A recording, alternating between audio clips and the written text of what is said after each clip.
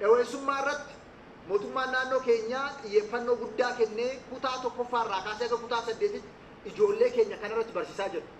Dhaloonni dhufu dhaloota daldala beeku, biizinasii beeku, qaawwa gabaa jiru kan hiiku, kan kalaqu akka ta'uuf kutaa tokkoffaarraa kaasee sirna barnootaa keenya keessa galchinee jiru entrepreneurship yookaan eweesummaa.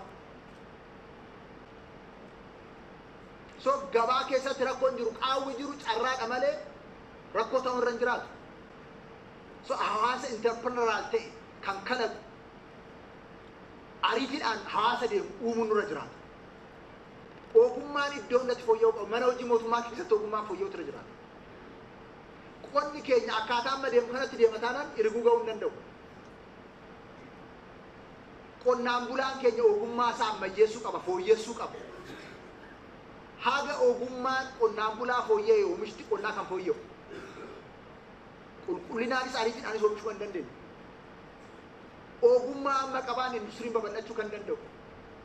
Ogummaa tajaajila amma qabaan seektarri tajaajilaa turizimii babal'achuu kan danda'u, hoteelli babal'achuu kan danda'u. Ogummaa daldala irratti barbaachisu haga qabaan daldalli babal'achuu kan danda'u. So haga ogummaa guddifne biyyi guddachuu kan danda'u, naannoo keenya guddachuu kan danda'u, dinagdeen keenya guddachuu kan danda'u. Oomishaaf oomishtummaan keenya guddachuu kan danda'u. Kolleejjiin leenjii fi ogummaa qabnu naannoo keenya keessa jiru irratti ummanni keenya bal'aan kallattii hundaan ogummaa irratti jabaannee hojjechuu qaba. Namni ogummaa 3-4 hin qabne jireenya boruuf ibsaa dhufu injifachuu hin danda'u. Tokkoon keenya ogummaa 3-4 qabaachuu danda'u dura jiraata.